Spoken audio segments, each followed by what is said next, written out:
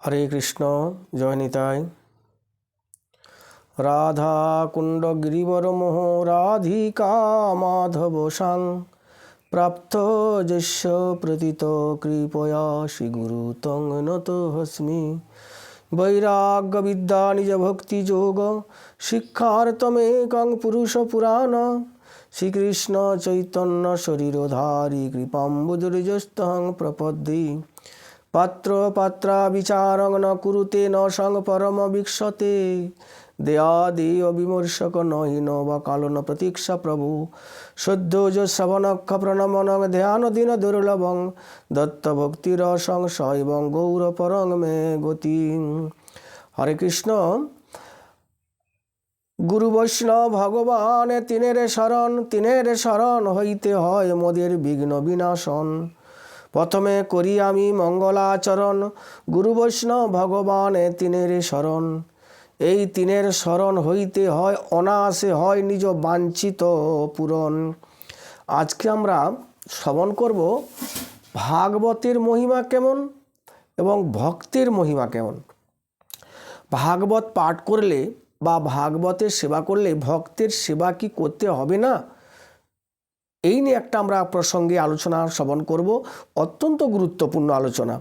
যারা ভাগবতের সেবা করেন, ভাগবত পাঠ করেন, কিন্তু যারা ভক্তের সেবা করবেন কি করবেন না, খুব অত্যন্ত গুরুত্বপূর্ণ। আমরা শ্রবণ করব নবদ্বীপে অত্যন্ত গুরুত্বপূর্ণ অদ্বিতীয় ভাগবত পাঠক ছিলেন দেবানন্দ পণ্ডিত। তিনি নিত্য নৈমিত্য তার টোলে ছাত্রদের ভাগবত শিক্ষা দেয়া হতো। কিন্তু একদিন শ্রীবাস পণ্ডিত তার সেই ভাগবত পাঠের একদা উপস্থিত হয়েছিলেন। শ্রীবাস পণ্ডিত কোনো একদিন শ্রীবাস পণ্ডিত ভাগবত শ্রবণ করে সেখানে তিনি মূর্ছিত হয়ে যান, অজ্ঞান হয়ে যান। তখনই তার ছাত্ররা শ্রীবাসকে নিন্দা করে বাইরে বের করে দিলেন। একথা দেখলেন দেবানন্দ পণ্ডিত, দেখলেন, দেখেও কোনো ভ্রুক্ষেপ করলেন না বা কোনো প্রতিবাদ করলেন না। তাই নিয়ে দেবানন্দ পণ্ডিতের অপরাধ হয়ে গেল, ভাগবতের চরণে অপরাধ হয়ে গেল। এখানে পরিষ্কার বলা আছে যে এই যে আমরা নিশিপ্রহর করছি, নিশিপ্রহর করছেন, নিশিপ্রহর মানে চতুষ্প্রহর নামযজ্ঞ, এই নামযজ্ঞ প্রচার করেছিলেন মহাপ্রভু শ্রীবাস অঙ্গনে। শ্রীবাস পণ্ডিত ছিলেন, নারদ ঋষি ছিলেন। তারই বাড়িতে নিত্য নৈমিত্য নাম কীর্তন করে প্রচার করতেন, কাজীকে দমন করতে গিয়েছিলেন, ইত্যাদি ইত্যাদি জায়গা প্রচার করেছিলেন। শ্রীবাস অঙ্গন থেকে এই নিশিপ্রহর কীর্তন হয়েছিল। এই নিশিপ্রহর কীর্তন যেভাবে আমাদের গ্রাম ঘরে হচ্ছে, এইভাবে কি শ্রীবাস অঙ্গনে নিশি কীর্তন করা হয়েছিল? কিন্তু না। শ্রীবাস তিনি পরম ভক্ত ছিলেন, তিনি নারদ ছিলেন। নারদ বাল্যকালে কোনো লেখাপড়া শিখে না, কেবলমাত্র তিনি এমন একটি পুণ্য কাজ করেছিল যে তার সমস্ত বেদ শাস্ত্র তার মুখে মুখে ছিল। ব্রহ্মার পুত্র নারদ, তিনি কিন্তু এক দাসী পুত্র ছিল নারদ। সেই দাসী পুত্র নারদ তিনি কেবলমাত্র একটি পুণ্য করেছিল। আমি কেন বলছি, কথাগুলো শ্রবণ করলে অবশ্যই বুঝতে পারবেন। দাসী পুত্র নারদ ছিল দাসী, চতুর্মাস্য ব্রতকালীন ঋষিদের সেবা করতেন তার মা। তিনি ঋষিমুনিদের উচ্ছিষ্ট এনে নারদকে সেবা দিতেন। আর এই ঋষিমুনিদের বৈষ্ণবের উচ্ছিষ্ট সেবা করে নারদ হয়ে গেলেন, পরম ভক্ত হলেন। কোনো লেখাপড়া শিখেন না, কোনো কিছু করেন না। তিনি তপস্যা করে বিষ্ণু দর্শন করলেন, ব্রহ্মার কাছে আবার উপস্থিত হলেন। মৃত্যুর পরে ব্রহ্মার থেকে জন্ম হয়ে তারপরে পরের জন্মে কলিযুগে তিনি হয়েছেন শ্রীবাস পণ্ডিত। তাহলে তিনি কি পুণ্য করেছিল? ভক্তের উচ্ছিষ্ট খাইয়েছিলেন তার মা দাসী। তাহলে তিনি তো তার মা ভাগবতও শোনান না, শ্রীমদ্ গীতাও শোনান না, কিছুই শোনান না। তাহলে তিনি এইখানে বলছি, তাহলে ভাগবতের চেয়ে ভক্তের গুরুত্বটা কতটা বেশি। যখন এই শ্রীবাসকে বাইরে বের করে দিলেন, দেবানন্দ পণ্ডিত কিচ্ছু বললেন না, প্রতিবাদ করলেন না। তাই তার ভাগবতীর চরণে অপরাধ হয়ে গেল। মহাপ্রভুর কর্ণগোচর হলো যে দেবানন্দ পণ্ডিত শ্রীবাসকে নিন্দা করে বাইরে বের করে দিয়েছেন, ভাগবত শুনতে গিয়েছিল, অজ্ঞান হয়ে গিয়েছিল। তাই মহাপ্রভুর প্রেম দিলেন না, সারা নবদ্বীপকে প্রেম দিলেন, দেবানন্দ পণ্ডিতকে মহাপ্রভু ভক্তি দিলেন না, প্রেমও দিলেন না। কিন্তু মহাপ্রভু সন্ন্যাস হয়ে চলে গেলেন। সন্ন্যাসের পরে তিনি, আর এই দেবানন্দ পণ্ডিত এমন এক ভক্তের সেবা করেছিলেন, তিনি ভাগবত অদ্বিতীয় নবদ্বীপের শ্রেষ্ঠ ভাগবত পাঠক ছিলেন দেবানন্দ পণ্ডিত। তিনি কিন্তু এত ভাগবত পাঠ করতেন, এত ছাত্রদের টোলে লেখাপড়া শেখাতেন, ভাগবত শিক্ষা দিতেন, তবু তিনি ভগবান মহাপ্রভুর প্রেম লাভ করতে পারলেন না। তিনি কি করে প্রেম লাভ করলেন শুনুন। একদিন বক্রেশ্বর পণ্ডিত, আমি কেন বক্রেশ্বরের কথা বললাম, নিশিপর হয়েছিল, চতুষ্পর নামযজ্ঞ করেছিলেন মহাপ্রভু শিবাস অঙ্গনে, অত্যন্ত বিস্তারিতভাবে বলার আছে, কিন্তু এখন বলার সময় নেই। এরপরে অষ্টপ্রহর নাম করেছিল শান্তিপ্রিয় অদ্বৈতের বাড়িতে, কেন তার বিস্তারিত আলোচনা আছে। কিন্তু বক্রেশ্বরের বাড়িতে বক্রেশ্বর একা, বক্রেশ্বর সবচেয়ে নৃত্য ভালো করতেন এবং কীর্তন ভালো করতেন বক্রেশ্বর পণ্ডিত। তাই বক্রেশ্বর একা 24 প্রহর নৃত্য করেছিলেন। মহাপ্রভু তার বাড়িতে কীর্তন করেছিলেন, একাই কীর্তন এবং নৃত্য করেছিলেন 24 প্রহর। তাই 24 প্রহর যারা করবেন, এই প্রসঙ্গটা শ্রবণ করলে অত্যন্ত আপনি বুঝতে পারবেন যে 24 প্রহর কী। 24 প্রহর করেছিলেন কেবলমাত্র বক্রেশ্বরের মন্দিরে। আর এই বক্রেশ্বরের কৃপাতে এত বড় ভাগবত পাঠক নবদ্বীপে দেবানন্দ পণ্ডিত, তিনি কৃষ্ণ প্রেম লাভ করলেন। সেই বক্রেশ্বর 24 প্রহর ব্যাপী নৃত্য কীর্তন করতেন বাবা, সেই বক্রেশ্বর পণ্ডিত। বক্রেশ্বর পণ্ডিত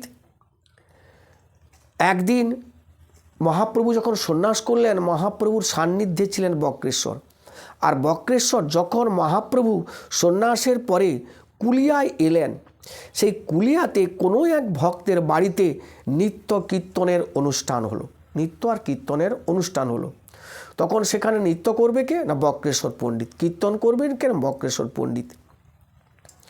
আর তার কীর্তন এবং নৃত্য কেন না 24 প্রহর ব্যাপী নৃত্য করতেন, সেবা করতেন না, এক টানা নৃত্য কীর্তন করতেন বক্রেশ্বর পণ্ডিত।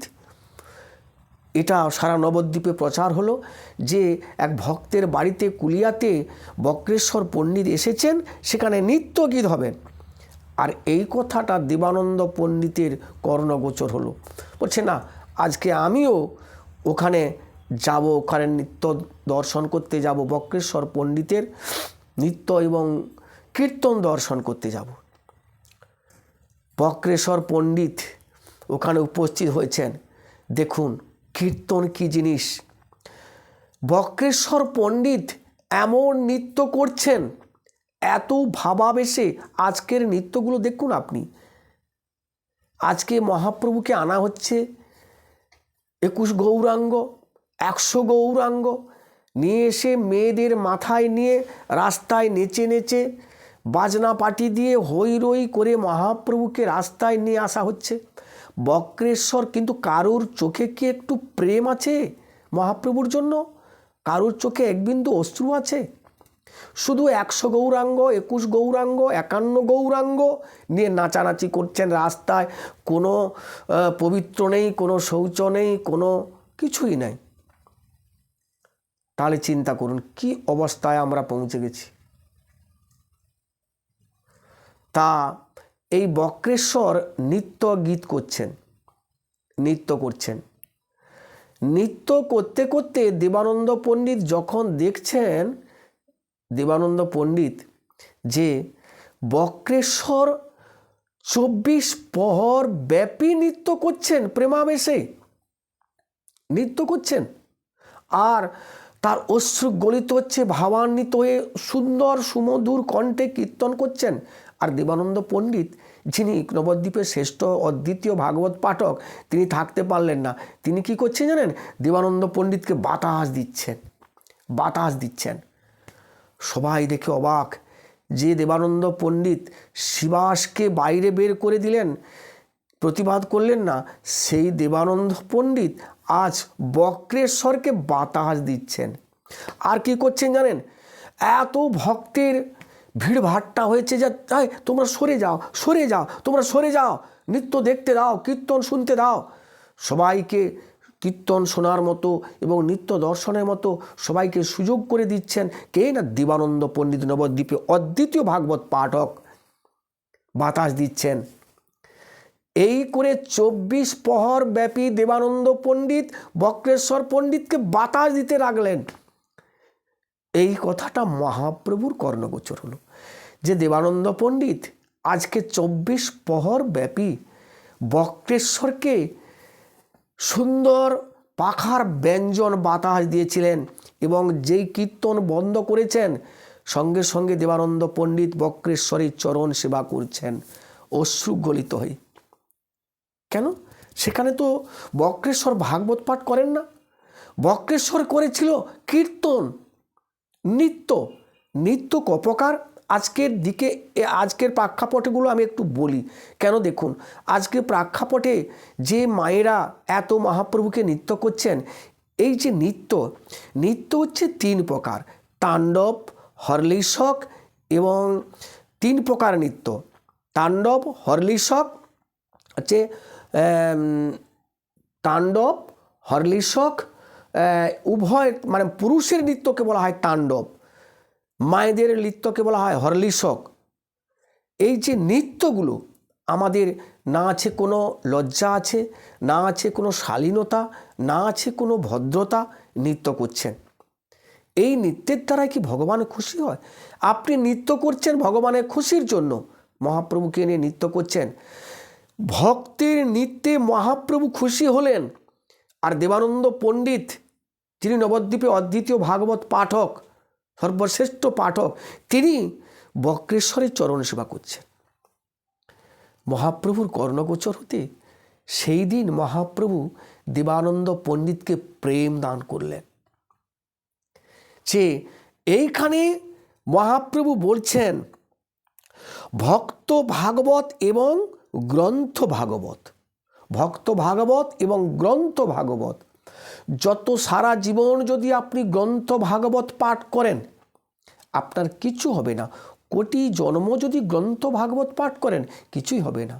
এখানে বলছেন যে গ্রন্থ ভাগবত জানতে হলে, গ্রন্থ ভাগবত যদি আপনাকে জানতে হয়, অকপটে আপনাকে ভক্ত ভাগবত সেবা করতে হবে, ভক্ত ভাগবতের সেবা করতে হবে। আবার সেটা অকপটে ভক্ত ভাগবতে সেবা করতে হবে।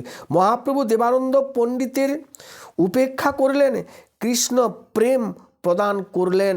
কখন না তার ভক্তের প্রতি যখন তার শ্রদ্ধা, প্রেম, ভালোবাসা হলো, তখন মহাপ্রভু দেবানন্দ পণ্ডিতকে কৃপা করলেন, প্রেম দান করলেন। কেন বললাম?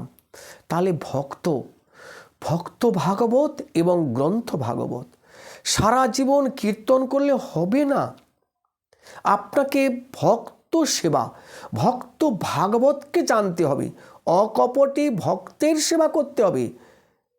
কীর্তন তো সবাই আমরা করি, ভক্তের পদধূলি, ভক্তের পদজল, ভক্তের ভুক্ত শেষ, এই 3 সাধনার ফল মহাপ্রভু নিজের মুখে বলেছেন। তাহলে আমরা সেদিক থেকে যদি না কোনো দিন ভক্তের সেবা করতে পারি অকপটে, তাহলে কিন্তু গ্রন্থ ভাগবত যতই পাঠ করি, কীর্তন যতই করি, যতই পয়সা রোজগার করি, কিছু লাভ হবে না। সেই বক্রেশ্বর পণ্ডিত বাড়ি ছিল ত্রিবেণীতে, গুপ্তিপাড়ায় বাড়ি ছিল। বক্রেশ্বরের বাড়ি ছিল জন্মস্থান, বক্রেশ্বর পণ্ডিতের জন্মস্থান ত্রিবেণীতে, অত্যন্ত গুরুত্বপূর্ণ।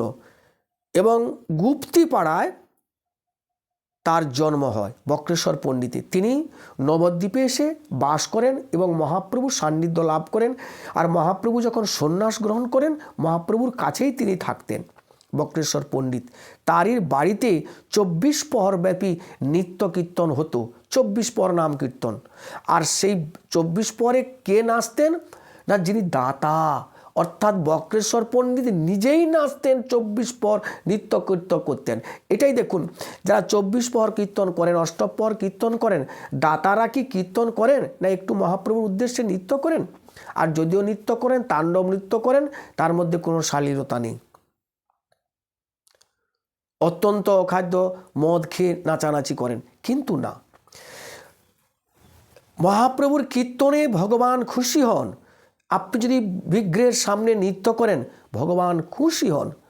সেই নৃত্যটার মধ্যে কি হবে? তাহলে 24 প্রহর কীর্তন হয়েছিল, দেবানন্দ পণ্ডিতেরকে কৃপা করেছিল। কার কৃপায় দেবানন্দ পণ্ডিত কৃষ্ণ প্রেম লাভ করলেন? না, ভক্তের কৃপায়, বক্রেশ্বর পণ্ডিতের কৃপায় তিনি লাভ করলেন। মহাপ্রভু যখন পুরীধামে উপস্থিত হলেন, তখনই মহাপ্রভুর সান্নিধ্যেও বক্রেশ্বর পণ্ডিত থেকে তিনি কীর্তন করতেন, মহাপ্রভুকে কীর্তন শোনাতেন। তাহলে এর থেকে আমরা বুঝতে পারলাম, ভক্ত ভাগবত যেমন পড়া উচিত, পাঠ শ্রবণ করা, পাঠ করা উচিত, তার সঙ্গে সঙ্গে ভক্তের সেবা, ভক্ত ভাগবতের সেবা না করলে, মহাপ্রভু নিজের মুখে বলেছেন, যতদিন ও ভাগবত পাঠ করবে ওকে আমি কৃপা করব না। যেদিন উনি ভক্ত ভাগবতের সেবা করবেন অকপটে, সেদিন আমি কৃপা করব। তাই করেছিলেন। তাহলে এর থেকে আমরা পেলাম, তাহলে অর্জুনকে ভগবান শ্রীকৃষ্ণ বলছেন যে, অর্জুন তুমি আমার ভক্ত হয়ে যাও। আর ভক্ত হতে হলে অর্জুন প্রশ্ন করছেন, ভক্ত হতে হলে কি করতে হবে না, মচ্চিত্তা মদগত প্রাণা বোধয়ন্ত পরস্পর। মচ্চিত্তা মদগত প্রাণা। যদি ভক্ত যতদিন আপনি হতে পারছেন না, যতই কীর্তন করি, কীর্তন করুন, যতই কীর্তন করান, আপনি কীর্তন করাচ্ছেন, লক্ষ লক্ষ টাকা দিয়ে কীর্তন করাচ্ছেন, কিন্তু আপনি বেদের কথা শ্রবণ করুন। যে অর্জুনকে বলছে ভক্ত হয়ে যাও। তুমি ভক্ত যতক্ষণ না হতে পারো, তোমার উদ্ধার হবে না। আপনি ভাবছেন আমি ব্যবসা করছি, ইত্যাদি করছি, টাকা নিয়ে এসে আমি ভক্তের সেবাও করাবো এবং কীর্তনও করব, নিশিপ্পর, অষ্টপ্পর, 24 পর ইত্যাদি কীর্তন করব। কিন্তু বলছেন, যতদিন হে কুন্তয়ে প্রতি জানাই নমে ভক্ত প্রণিষ্যতি। তুমি ভক্ত যতক্ষণ না হতে পারো, তোমার উদ্ধার হবে না, মানে তোমার মুক্তি হবে না। আমরা মুক্তি চাইব, যে আমরা উদ্ধার চাইব, না আমরা জন্ম জন্মান্তর ধরে এই জন্ম মৃত্যু চক্রে আবর্তন হতে চাইব, ঘুরতে চাইব? যদি জন্ম মৃত্যু চক্রে আবর্তন হবেন, জন্ম মৃত্যু, বারবার জন্ম বারবার মৃত্যু করতে চাই, তাহলে আপনি রাজসিক করুন, তামসিক করুন, কি যা কিছু করুন, আপনি করে যান, কোনো সমস্যা নেই। আপনি কখনো স্বর্গে যাবেন, কখনো নরকে যাবেন, কখনো পশু হবেন, কখনো মানুষ হবেন, কখনো আপনি ব্রাহ্মণ কুলে জন্মগ্রহণ করবেন, কখনো আবার অসুর কুলে জন্মগ্রহণ করবেন। আপনি প্রকৃত বেদের যে পরিভাষ্য যদি বুঝতে চেষ্টা করেন, একটু বুঝতে চেষ্টা করেন, আমাদের উদ্ধার হতে হবে, আমাদের এই মনুষ্য জন্মকে ভগবত চরণ প্রাপ্তি হতে হবে, কৃষ্ণ পাদ পদ্ম লাভ করতে হবে। এটা আমাদের সবচেয়ে কঠিন উদ্দেশ্য এবং মুখ্য উদ্দেশ্য। আমাদের উদ্দেশ্য এটা নয় যে আমরা সংসারে এসেছি, সাংসারিক মানুষ, আমাদের উদ্দেশ্য তাই নয়। বাস্তুর মধ্যে একটা গাছ লাগিয়ে দেন, তাতেই আপনার বিরাট মঙ্গল হয়ে যাবে। এটাই কি মঙ্গল? আপনি বকুল অমাবস্যা, অর্থাৎ আজকে আমি যে তিথিতে হরিকথা বলছি, আজকের তিথিটা অত্যন্ত গুরুত্বপূর্ণ। এটা হচ্ছে বকুল অমাবস্যা। মানে এই যে আমের মুকুল আসবে, বিভিন্ন মুকুল আসবে, আজকে এই অমাবস্যাতে অনেকের পিঠাপানা করেন, পিঠা তৈরি করেন বাংলার মানুষ। এই অমাবস্যাতে, বকুল অমাবস্যাতে, হ্যাঁ, অমাবস্যা গুরুত্বপূর্ণ, পূর্ণিমা গুরুত্বপূর্ণ, একাদশী গুরুত্বপূর্ণ, সবই গুরুত্বপূর্ণ। বলুন চিন্তা করে, সূক্ষ্ম চিন্তা করে, আজকের অমাবস্যা তিথিতে যদি আপনি একটু অপরাজিতার, আছে হয়তো শাস্ত্রে, অপরাজিতার, নীল অপরাজিতার, নীল, আজকের অমাবস্যাতে নীল অপরাজিতার একটু চের মানে শিকড় তুলে যদি আপনি কাছে রাখেন, আপনি প্রচুর অর্থ পাবেন। বলছেন কত হাজার হাজার মানুষ, এবং করছেন, এবং লেখা হয়তো আছে। আপনি করুন তো, কত টাকা পান। তাহলে এর দ্বারাই কি আপনার মঙ্গল হবে? আবার কীর্তন আমরা শুনছি কি না, বিষয় ছাড়িয়া কবে শুদ্ধ হবে মন, কবে হাম হেরাবো সেই মধুর বৃন্দাবন। আমরা বলছি কবে বিষয় ছাড়বো, আর বিষয়ের জন্য আজ বকুল অমাবস্যার আমরা ডিসিশান দিচ্ছি, ভক্তদের, মানুষদের ডিসিশান দিচ্ছি যে বকুল অমাবস্যা দিন আপনি নীল অপরাজিতার শিকড় তুলে কাছে রেখে দেবেন। এইভাবে আপনি প্রচুর অর্থশালী হবেন। এই কি উদ্দেশ্য, এই কি মঙ্গল? ভাগবতের প্রথমেই বলছেন বৃন্দাবন দাস ঠাকুর, শ্রোতাং শ্রোতাং নিত্যং জ্ঞতাং জ্ঞতাং মুদা চিন্ততাং চিন্ততাং ভক্ত শ্রীমদ্ ভাগবতামৃতম। বুঝে বানা বুঝে কেহ, শুনিতে শুনিতে সেহ, কি অদ্ভুত চৈতন্য চরিত, উপজয়ে বাড়ে রতি, কৃষ্ণে বাড়ে প্রীতি, শুনিলে হয় তার হিত।